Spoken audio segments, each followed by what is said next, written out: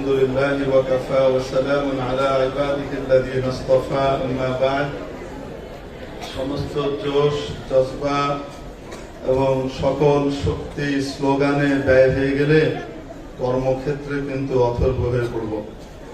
এজন্য কর্মক্ষেত্রে এগিয়ে যাবার দীপ্ত চেতনা নিয়ে আমরা আমাদের স্লোগানের পরিমাণ কমিয়ে আনলেই মনে হয় ভালো হয়। বাকি আপনাদের যেটা ইচ্ছা, আসলে আবেগটা নিয়ন্ত্রণ করা যায় না। অনেক সময় অনেক কষ্ট করে চেপে রাখা সত্ত্বেও হুশ করে বেরিয়ে যায়, কিছুই করার থাকে না, এবং এই নিষেধাজ্ঞাও কোনো কাজে আসে না অনেক সময়। আমার ক্ষেত্রে আমি বিনীতভাবে অনুরোধ করলাম, বাকিদের ক্ষেত্রে তো আমি আর বলতে পারবো না। কারণ হলো উহুদের ময়দানে যখন মুসলমানদের সাথে কাফিরদের এক ধরনের ড্র হয়ে গেল বলতে তারাও আমাদের কাউকে বন্দী করতে পারেনি, আমরাও তাদের কাউকে বন্দী করতে পারিনি। ওই জামানার রীতি অনুযায়ী যুদ্ধে জয়ী হতে হলে বিপক্ষ দলের লোকজনকে বন্দী দেখাতে হয়। যেহেতু ওরাও আমাদের কাউকে বন্দী করতে পারেনি, তাই ওরাও জেতেনি, আমরাও বন্দী করতে পারিনি, তাই আমরাও জেতেনি। শুধু যদি এই যুদ্ধটা ধরা হয়। বাট আপনারা জানেন একটা টুর্নামেন্ট কোন সময় একটা খেলা দিয়ে তার মানদণ্ড আসে না, তাই না? সবগুলা গেম মিলানো হয়। এই জন্যে উহুদের ময়দানে ওরা আমাদের 70 জনকে শহীদ করেছে, আর বদরের ময়দানে এই গেমটাও একসাথে হবে, সেখানে আমরা ওদের 70 জনকে মেরেছি। তো এটাতে কাটাকাটি সমান রইল। উহুদে তারা আমাদের একজনকেও বন্দী করতে পারে নাই, বদরে আমরা ওদের 70 জনকে বন্দী করে রেখেছি। বন্দী রাখার পয়েন্টের দিক থেকে উহুদ এবং বদর মিলিয়ে মুসলমানরা জয়ী। এটাই সেই আয়াতের ব্যাখ্যা, ওয়ালা তাহিনু ওয়ালা তাহজানু ওয়া আনতুমুল আ'লাউনা ইন কুনতুম মুমিনিন। মুসলমানরা তাদের ঈমানী চেতনায় দৃঢ় হয়ে যখন নাকি কাফেরদের মোকাবেলায় ঝাঁপিয়ে পড়েছে, প্রত্যেকেই আহত। খোদ নবী পাক সাল্লাল্লাহু আলাইহি ওয়াসাল্লাম ভয়ঙ্কর ভাবে আহত। ওই অবস্থাতে যখন মুসলমানরা তাদের সাথে মোকাবেলায় ঝাঁপিয়ে পড়লো, আল্লাহ তাবারাকা ওয়া তাআলা ওদের মনের ভিতরে ভয় ধরিয়ে দিলেন। ওরা যেখানে খুব খায়েশ করেছিল আমাদেরও অনেক লোক বন্দী করবে, একজনকেও বন্দী করার পরিবর্তে ছেড়ে দেবা কেঁদে বাঁচি, ভিক্ষা চাই না কুত্তা সামলা, এই পরিস্থিতি নিয়ে কোনো মতে পালা করে মান সম্মান বাঁচা বলে পেছনে হঠাৎ নিয়ত করেছে। যাই হোক, মুসলমানরাও থেমে গেছে, তারাও থেমেছে, যুদ্ধ বিরতি চলছে। এর মধ্যে ঘটনা, জনাব আবু সুফিয়ান পরবর্তীতে নবীজি সাল্লাল্লাহু আলাইহি সাল্লামের শ্বশুর এবং নবীজির প্রিয় সাহাবী, তখন সাহাবী হননি, ওই সময় কাফিরদের সিপাহ সালার commander in chief CNC Abu Sufyan তখন জিজ্ঞেস করছেন, আফিল কওমি মুহাম্মদ, জীবিতদের ভিতরে, কওম বলতে জীবিতদের ভিতরে মুহাম্মদ কি আছে? নবীজি সাল্লাল্লাহু আলাইহি সাল্লাম বললেন, উত্তর দিও না। আবু সুফিয়ান বলেন, নাই। খুব খুশি। আফিল কওমি ইবনু আবি কুহাফা, জীবিতদের মধ্যে কি আবু কুহাফার ছেলে মানে আবু বকর আছে? রাসূল সাল্লাল্লাহু আলাইহি ওয়াসাল্লাম বলেন, লা তুজিবু, উত্তর দিও না। এরা বলছে, আবু সুফিয়ান খুব খুশি, নাই। আফিল কওমি ইবনুল খাত্তাব, সিরিয়াল কাফেররাও জানতো মুসলমানদের নেতৃত্বের সিরিয়াল কার পরে কার, শিয়ারা বুঝলো না। আল্লাহ সহি বুঝ দান করেন বলে আমিন। নবীজির পরেই আবু বকর, তারপরেই ওমর, 3 মাথা, এরা জানে। এখন রাসূলুল্লাহ সাল্লাল্লাহু আলাইহি ওয়াসাল্লাম বলবেন লা তুজিবুহু, এর আগে সে কথা কন্টিনিউ করছে, খুব খুশি। নাই, একটাও নাই, থাকলে জবাব দিত। হযরত ওমর রাদিয়াল্লাহু তাআলা এখন আর নিষেধাজ্ঞা পালন করতে পারলেন না, ধাই করে উঠে বললেন, ওয়াল্লাহি আবকাল্লাহু মা আহজাকা ইয়া আদুল্লাহ, ও আল্লাহর দুশমন, তোকে শিক্ষা দেবার জন্য, তোকে অপমানিত করবার জন্য আল্লাহ তাআলা সবাইকেই বহাল রেখেছেন। তো অনেক সময় চাইলেও আবেগ সংবরণ করা যায় না। আমি হয়তো অনুরোধ করব, যতই বলি, যখন আমাদের হযরত মুহতামিম সাহেবের নাম ঘোষণা হবে আপনারা যে থেমে থাকতে পারবেন না তা আমরা জানি। এই জন্য আর এখানে নিষেধাজ্ঞা দিয়ে নিজের মান সম্মান খর্ব করার কোনো ইচ্ছা আমার নাই। জাযাকুমুল্লাহু খায়রা। যাই হোক, বলছিলাম তো আপনারা আজকে পুরস্কার নেবেন, পুরস্কার বিতরণী সভা। আসল পুরস্কার তো ইয়াউমাল কিয়ামা হবে, কিয়ামতের দিন হবে। সেই পুরস্কারের একটি ডেমো এখানে উপস্থাপন করা হবে, পেশ করা হবে, যেন বাচ্চার ভেতরে তাড়না তৈরি হয় যে আমাকে কিয়ামতের দিন ওয়ারিসুল আম্বিয়া হিসেবে আমাকে যেন সেদিন ক্রেস্ট দেওয়া হয়, সেদিন যেন আমার মাথায় ওয়ারিসুল আম্বিয়ার মুকুট পরিধান করিয়ে দেওয়া হয়। এই আবেগকে কাজে লাগিয়ে যেন আমরা এগিয়ে যেতে পারি, সেজন্যই আজকে পুরস্কারের ব্যবস্থা, ক্রেস্ট প্রদানের ব্যবস্থা। এই উপস্থিতি আমাদের, আমি আলোচনা সংক্ষেপ করে দিচ্ছি। আসলে আমার ইচ্ছে ছিল আমি প্রথমে এই কথাটা বলবো যে আজকে আমার যত কথা আছে সমস্ত কথা আমি দুইজনের কাছে উৎসর্গ করে দিচ্ছি। আমাদের, আমি জানি না আসলে কয়জন আলোচক পরে আছে, এই জন্য দুইজন বললাম। আমাদের হযরত মুহতামিম সাহেব দামাত বারাকাতুহুম, হযরত আল্লামা শেখ মনির হুসাইন কাসমি দামাত বারাকাতুহুম, এবং আমাদের সকলের মুকুটহীন সম্রাট, আমাদের এই মাদ্রাসার সরতাজ মুরব্বী হযরত আল্লামা শেখ ওবায়দুল্লাহ ফারুক সাহেব দামাত বারাকাতুহুমকে আমার সময় আমি দিয়ে দিয়ে আপনাদের কাছ থেকে বিদায় নেব, যে আমার যা বলার সব ওনারাই বলবেন। কিন্তু মুশকিল হলো, একটা কথা আছে, ওই যে ঢেকি স্বর্গে গেলেও নাকি ধান ধানে, তো নিয়ত করলেও নিয়ত কিভাবে যেন মুতাগায়্যির হয়ে যায়। হুজুর একটি কথা বলেছিলেন আমাদেরকে, ওই প্রথম দিনের ইয়েতে, হাওয়াদিসাত কিভাবে আসে, মুতাগায়্যির, আল আলামু মুতাগায়্যির, গোটা বিশ্বটাই পরিবর্তনশীল, ওয়া কুল্লু মুতাগায়্যিরিন হাদিস। তো লিহাজা আমাদের নিয়ত মুতাগায়্যির হয়ে যায়। নিয়ত তো করেছিলাম ওটা, কিন্তু আপনাদের স্লোগান শুনে নিয়তটা আবার কিভাবে যেন কবরস্থ হয়ে গেল। উপস্থিতি, বাবারা, আপনাদের সামনে একটা কথা আলোচনা করি। আজকে পৃথিবীর মানুষ বড় গর্ব করে যখন কেউ বড় বিজ্ঞানী হয়। যখন কেউ বড় বিজ্ঞানী হয় তাকে নিয়ে তার বাবা মা গর্ব করে, তার দেশ গর্ব করে।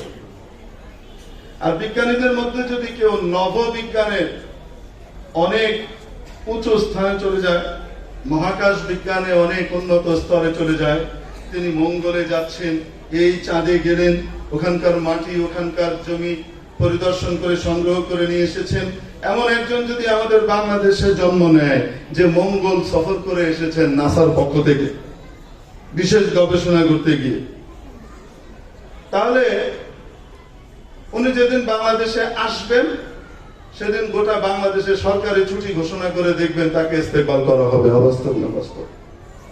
আসতে বলেন, ঠিক কিনা? তো বিজ্ঞানের দিক থেকে মানুষকে মূল্যায়ন করে।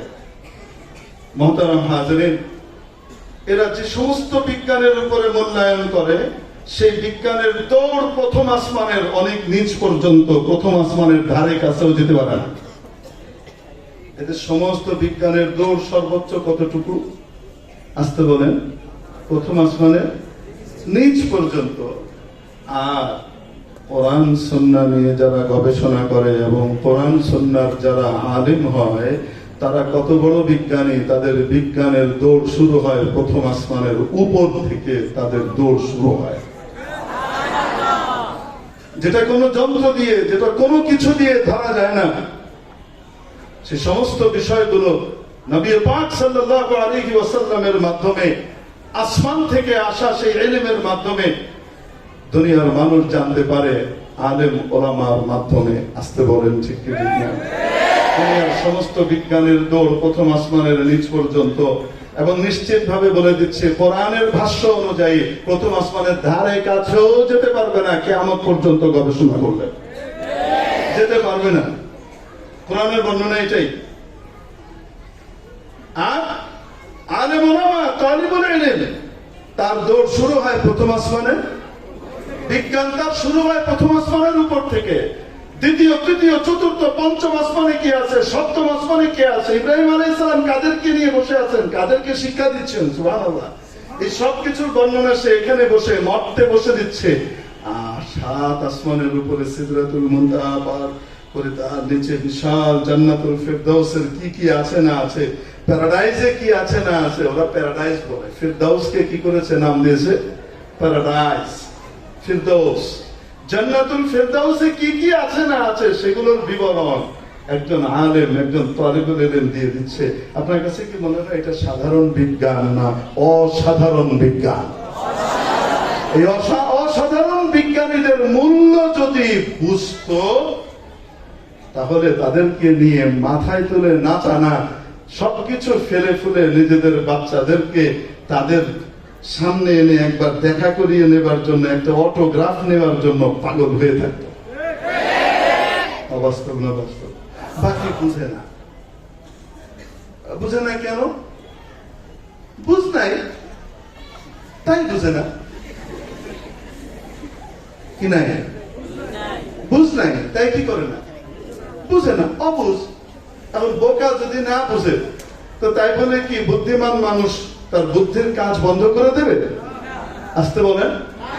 একটা স্বর্ণের চাকা, সোনার চাকা, সুন্দর গোল এরকম একটা চাকা একটা গ্রামের ভিতরে পড়ে আছে। ছেলে পেলে একবার এদিক থেকে লাথি মারে, ফুটবল মনে করে, আরেকবার ওদিক থেকে লাথি মারে, তারপরে আবার এই চাকাটাকে গেলে দিছে, খুব মানে গালগুলা সব আপনারা দিয়ে নিন, কি কি গাল দিচ্ছে, দিয়ে তারপরে বলছে বল, এমন একটা বল লাথি মারলে ঠ্যাঙ্গে ব্যথা করে, বল হওয়ারও অযোগ্য। কি করতেছে? বল হওয়ারও, লাথি খাওয়ারও অযোগ্য সে মনে করছে, তার ভাব। এর ভিতরে এক জোহরি এসছে, এক স্বর্ণকার এসছে, রাস্তা দিয়ে যাচ্ছে, দেখার সাথে সাথে পাগল হয়ে গেছে। তোমরা এটা কি করছো? এটা কি? এটা বল, ফালতু একটা বল, লাথি মারলে পায়ে ব্যথা লাগে, বল হওয়ারও যোগ্য না, এমন একটা ফালতু জিনিস। কোথায় নাকি পকেট থেকে চকলেট বের করছে, বের করে খায়, বাবা তোমরা এটা নাও, আমাকে এটা দিয়ে দাও। চকলেট লাগবে না, ফ্রি হয়ে যায় না, তোমার চকলেট রাখো। তো চকলেট দিয়ে বল নিয়ে চলে গেছে। মেরে মুহতারাম দোস্ত, স্বর্ণের চাকার দাম বেকুবরা বুঝে নাই, তাই বলে স্বর্ণের দাম কমে নাই। যার কাছে তার মূল্য আছে সে ঠিকই তার দাম বোঝে। আসতে বলেন ঠিক ঠিক না? সরসর গর বেদানদ ইয়া বেদানদ জওহরি, কদর গুল বুলবুল বেদানদ ইয়া বেদানদ শাবরি। স্বর্ণের মূল্য এটা তো শাহজাদা শাহজাদি বুঝে, অথবা যে জহুরি সে বুঝে।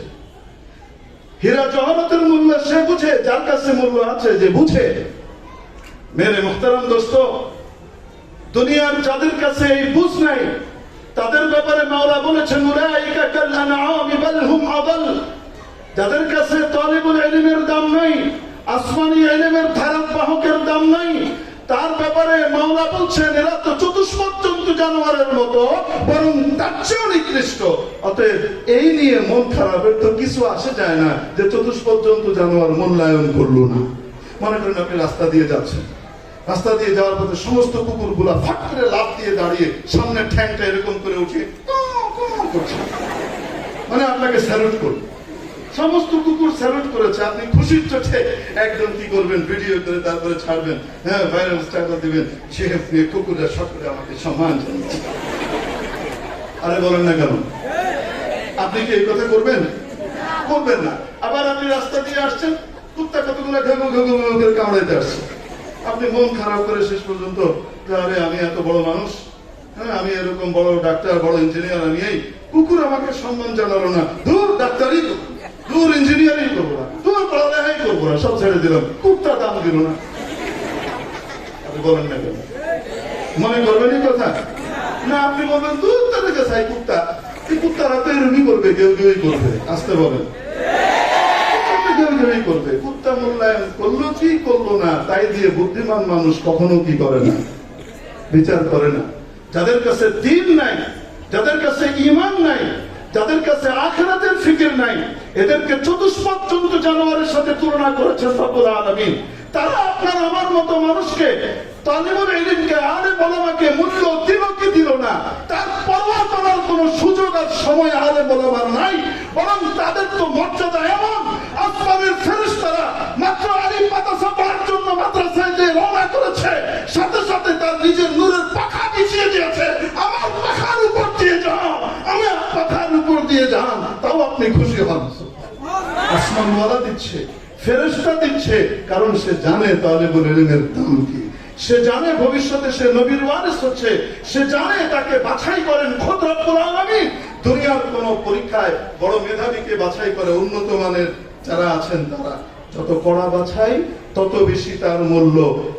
মেরে মুহতারাম দোস্ত, আসমানে ইলম, রিসালাতের ইলম, নূরে নবুয়ত কার দিলে রাখা হবে, এটার বাছাই সম্পন্ন করেন খোদ রব্বুল আলামিন, কারো হাতে দেন নাই। আল্লাহু আ'লামু হাইসু ইয়াজআলু রিসালাতা, আল্লাহই সবচেয়ে ভালো জানেন যে তার রিসালাতের ইলম কার দিলের ভিতরে থাকবে। মেরে মুহতারাম দোস্ত, রব্বুল আলামিন তোমাকে আমাকে এই ইলমি কাননে নূরে নবুয়ত দান করবার জন্য নিজে বাছাই করে এনেছেন। অতএব তোমার মূল্য তোমাকে দিতে হবে। তুমি ওই সমস্ত কাজ করতে পারো না যে সমস্ত কাজ একজন সাধারণ মানুষ করতে পারে। সাধারণ দুষ্টুমি সেগুলো তুমি করতে পারো না, কারণ তোমার তো মর্যাদা অনেক উপরে। আল্লাহ তোমাকে বাছাই করেছেন। আল্লাহ তাআলা আমাদেরকে এই বাছাইয়ের মূল্য দেবার তৌফিক দান করেন, সত্যিকারের ওয়ারিসুল আম্বিয়া হবার তৌফিক দান করেন। ওয়া আখিরু দাওয়ানা আলহামদুলিল্লাহি রাব্বিল আলামিন।